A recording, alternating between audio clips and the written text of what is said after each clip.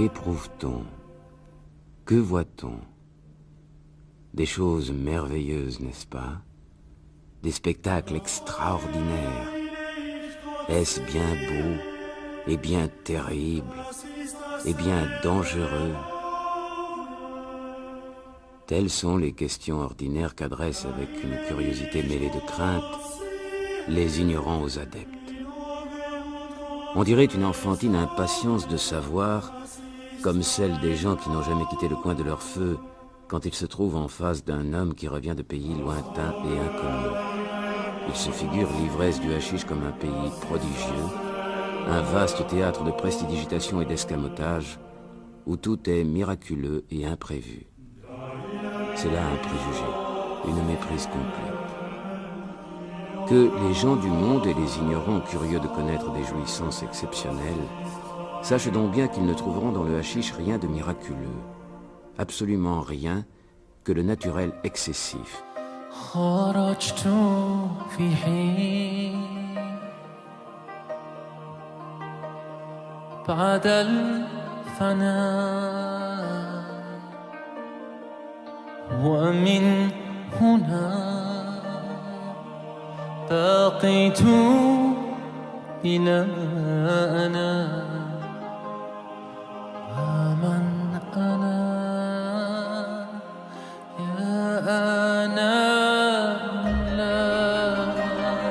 Le cerveau et l'organisme sur lesquels opère le hashish ne donneront que leurs phénomènes ordinaires, individuels, augmentés, il est vrai, quant au nombre et à l'énergie, mais toujours fidèles à leur origine. L'homme n'échappera pas à la fatalité de son tempérament physique et moral. Le hashish sera, pour les impressions et les pensées familières de l'homme, un miroir grossissant, mais un pur miroir. Voici la drogue sous vos yeux, un peu de confiture verte, gros comme une noix, singulièrement odorante, à ce point qu'elle soulève une certaine répulsion et des velléités de nausée, comme le ferait du reste toute odeur fine et même agréable, portée à son maximum de force et pour ainsi dire de densité. Qu'il me soit permis de remarquer en passant que cette proposition peut être inversée, et que le parfum le plus répugnant, le plus révoltant, deviendrait peut-être un plaisir s'il était réduit à son minimum de quantité et d'expansion. Voilà donc le bonheur. Il remplit la capacité d'une petite cuillère, le bonheur avec toutes ses ivresses, toutes ses folies, tous ses enfantillages. Vous pouvez avaler sans crainte, on n'en meurt pas. Vos organes physiques n'en recevront aucune atteinte. Plus tard, peut-être, un trop fréquent appel au sortilège diminuera-t-il la force de votre volonté. Peut-être serez-vous un peu moins homme que vous ne l'êtes aujourd'hui, mais le châtiment est si lointain et le désastre futur d'une nature si difficile à définir. Que risquez-vous? Demain, un peu de fatigue nerveuse. Ne risquez-vous pas tous les jours de plus grands châtiments pour de moindres récompenses? Ainsi c'est dit. Vous avez même, pour lui donner plus de force et d'expansion, délayé votre dose d'extrait gras dans une tasse de café noir. Vous avez pris soin d'avoir l'estomac libre, reculant vers 9 ou 10 heures du soir le repas substantiel pour livrer au poison toute liberté d'action. Tout au plus, dans 1 heure, prendrez-vous une légère soupe. Vous êtes maintenant suffisamment lesté pour un long et singulier voyage. La vapeur a sifflé, la voilure est orientée, et vous avez sur les voyageurs ordinaires ce curieux avantage d'ignorer où vous allez.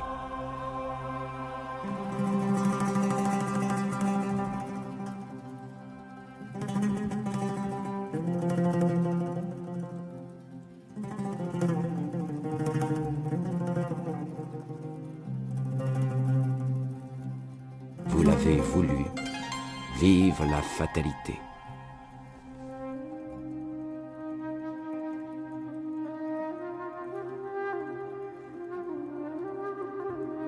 Je présume que vous avez eu la précaution de bien choisir votre moment pour cette aventureuse expédition. Toute débauche parfaite a besoin d'un parfait loisir. Vous savez d'ailleurs que le hashish crée l'exagération non seulement de l'individu, mais aussi de la circonstance et du milieu. Vous n'avez pas de devoir à accomplir exigeant de la ponctualité, de l'exactitude, point de chagrin de famille, point de douleur d'amour. Il faut y prendre garde.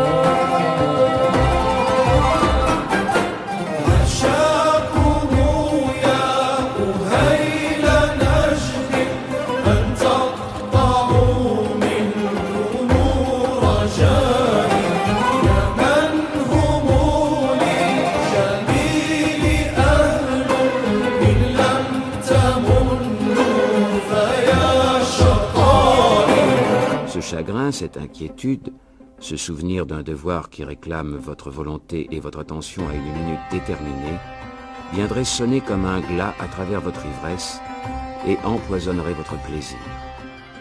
Si toutes ces conditions préalables observées, le temps est beau, si vous êtes situé dans un milieu favorable, comme un paysage pittoresque ou un appartement poétiquement décoré, si, de plus, vous pouvez espérer un peu de musique, alors tout est pour le mieux. Il y a généralement dans l'ivresse du hashish 3 phases assez faciles à distinguer, et ce n'est pas une chose peu curieuse à observer chez les novices que les premiers symptômes de la première phase. Vous avez entendu parler vaguement des merveilleux effets du hashish, votre imagination a préconçu une idée particulière, quelque chose comme un idéal d'ivresse. Il vous tarde de savoir si la réalité sera décidément à la hauteur de votre espérance. Cela suffit pour vous jeter dès le commencement dans un état anxieux, assez favorable à l'humeur conquérante et envahissante du poison. La plupart des novices au premier degré d'initiation se plaignent de la lenteur des effets. Ils les attendent avec une impatience puérile et, la drogue n'agissant pas assez vite à leur gré, ils se livrent à des fanfaronnades d'incrédulité qui sont fort réjouissantes pour les vieux initiés qui savent comment le hashish se gouverne. Les premières atteintes, comme les symptômes d'un orage longtemps indécis, apparaissent et se multiplient au sein même de cette incrédulité. C'est d'abord une certaine hilarité, saugrenue, irrésistible, qui s'empare de vous. Ces accès de gaieté non motivés dont vous êtes presque honteux se reproduisent fréquemment et coupent des intervalles de stupeur pendant lesquels vous cherchez en vain à vous recueillir. Les mots les plus simples, les idées les plus triviales prennent une physionomie bizarre et nouvelle. Vous vous étonnez même de les avoir jusqu'à présent trouvées si simples. Des ressemblances et des rapprochements incongrus, impossibles à prévoir, des jeux de mots interminables, des ébauches de comique jaillissent continuellement dans votre cerveau. Le démon vous a envahi. Il est inutile de regimber contre cette hilarité, douloureuse comme un chatouillement. De temps en temps, vous riez de vous-même, de votre niaiserie et de votre folie, et vos camarades, si vous en avez, rient également de votre état et du leur. Mais, comme ils sont sans malice, vous êtes sans rancune.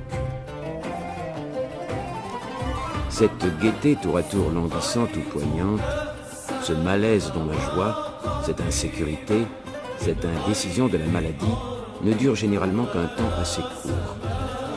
Bientôt, les rapports d'idées deviennent tellement vagues, le fil conducteur qui relie vos conceptions si ténu, que vos complices seuls peuvent vous comprendre. Et encore sur ce sujet et de ce côté, aucun moyen de vérification. Peut-être croit-il vous comprendre et l'illusion est-elle réciproque. Cette folâtrerie et ces éclats de rire qui ressemblent à des explosions apparaissent comme une véritable folie, au moins comme une niaiserie de maniaque à tout homme qui n'est pas dans le même état que vous. De même, la sagesse et le bon sens, la régularité des pensées chez le témoin prudent qui ne s'est pas enivré, vous réjouit et vous amuse comme un genre particulier de démence. Les rôles sont intervertis. Son sang-froid vous pousse aux dernières limites de l'ironie. N'est-ce pas une situation mystérieusement comique que celle d'un homme qui jouit d'une gaieté incompréhensible pour qui ne s'est pas placé dans le même milieu que lui? Le fou prend le sage en pitié, et dès lors l'idée de sa supériorité commence à poindre à l'horizon de son intellect. Bientôt elle grandira, grossira et éclatera comme un météore. La bienveillance tient une assez grande place dans les sensations causées par le hashish. Une bienveillance molle, paresseuse, muette et dérivant de l'attendrissement des nerfs. À l'appui de cette observation, une personne m'a dit ce qui lui était arrivé dans cet état d'ivresse. Et comme elle avait gardé un souvenir très exact de ses sensations, j'ai compris parfaitement dans quel embarras grotesque, inextricable, l'avait jeté cette différence de diapason et de niveau dont je parlais tout à l'heure. Je ne me rappelle pas si l'homme en question en était à sa première ou à sa seconde expérience. Avait-il pris une dose un peu trop forte, ou le hashish avait-il produit sans l'aide d'aucune cause apparente, ce qui arrive fréquemment, des effets beaucoup plus vigoureux. Il me raconta qu'à travers sa jouissance, cette jouissance suprême de se sentir plein de vie et de se croire plein de génie, il avait tout d'un coup rencontré un sujet de terreur. D'abord ébloui par la beauté de ses sensations, il en avait été subitement épouvanté. Il s'était demandé ce que deviendrait son intelligence et ses organes si cet état qu'il prenait pour un état surnaturel allait toujours s'aggravant, si ses nerfs devenaient toujours de plus en plus délicats. Par la faculté de grossissement que possède l'œil spirituel du patient, cette peur doit être un supplice ineffable. J'étais, disait-il, comme un cheval emporté et courant vers un abîme, voulant s'arrêter mais ne le pouvant pas. En effet, c'était un galop effroyable. Et ma pensée, esclave de la circonstance, du milieu, de l'accident et de tout ce qui peut être impliqué dans le mot hasard, avait pris un tour purement et absolument rhapsodique. Il est trop tard, me répétais-je sans cesse avec désespoir. Quand cessa ce mode de sentir qui me parut durer un temps infini et qui n'occupa peut-être que quelques minutes, quand je crus pouvoir enfin me plonger dans la béatitude si chère aux orientaux qui succède à cette phase furibonde, je fus accablé d'un nouveau malheur.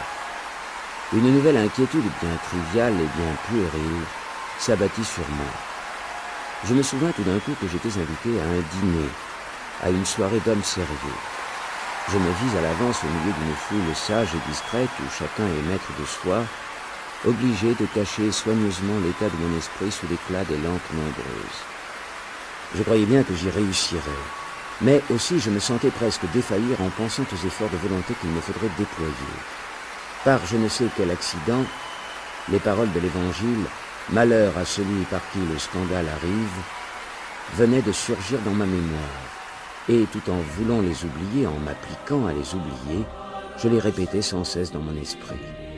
Mon malheur, car c'était un véritable malheur, prit alors des proportions grandioses. Je résolus, malgré ma faiblesse, de faire acte d'énergie et de consulter un pharmacien, car j'ignorais les réactifs et je voulais aller, l'esprit libre et dégagé dans le monde où m'appelait mon devoir. Mais sur le seuil de la boutique, une pensée soudaine me prit qui m'arrêta quelques instants et me donna à réfléchir.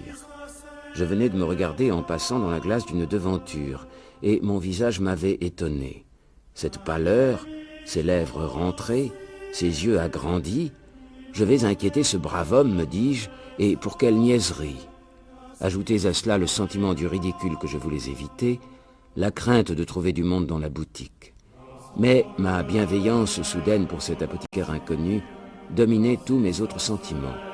Je me figurais cet homme aussi sensible que je l'étais moi-même en cet instant funeste. Et, comme je m'imaginais aussi que son oreille et son âme devaient, comme les miennes, vibrer au moindre bruit, je résolus d'entrer chez lui sur la pointe du pied. Je ne saurais, me disais-je, montrer trop de discrétion chez un homme dont je vais alarmer la charité. Et puis je me promettais d'éteindre le son de ma voix comme le bruit de mes pas. Vous la connaissez, cette voix du hashish, grave, profonde, gutturale et ressemblant beaucoup à celle des vieux mangeurs d'opium. Le résultat fut le contraire de ce que je voulais obtenir. Décidé à rassurer le pharmacien, je l'épouvantai. Il ne connaissait rien de cette maladie, n'en avait jamais entendu parler. Cependant, il me regardait avec une curiosité fortement mêlée de défiance. Me prenait-il pour un fou, un malfaiteur ou un mendiant? Ni ceci ni cela sans doute, mais toutes ces idées absurdes traversèrent mon cerveau. Je fus obligé de lui expliquer longuement, quelle fatigue, ce que c'était que la confiture de chanvre et à quel usage cela. Toutes ces idées absurdes traversèrent mon cerveau. Je fus obligé de lui expliquer longuement, quelle fatigue, ce que c'était que la confiture de chanvre et à quel usage cela servait, lui répétant sans cesse qu'il n'y avait pas de danger, qu'il n'y avait pas pour lui de raison de s'alarmer, et que je ne demandais qu'un moyen d'adoucissement ou de réaction, insistant fréquemment sur le chagrin sincère que j'éprouvais de lui causer de l'ennui. Enfin, comprenez bien toute l'humiliation contenue pour moi dans ces paroles, il me pria simplement de me retirer. Telle fut la récompense de ma charité et de ma bienveillance exagérée. J'allai à ma soirée, je ne scandalisai personne. Nul ne devina les efforts surhumains qu'il me fallut faire pour ressembler à tout le monde. Mais je n'oublierai jamais les tortures d'une ivresse ultra-poétique, gêné par le décorum et contrarié par un devoir.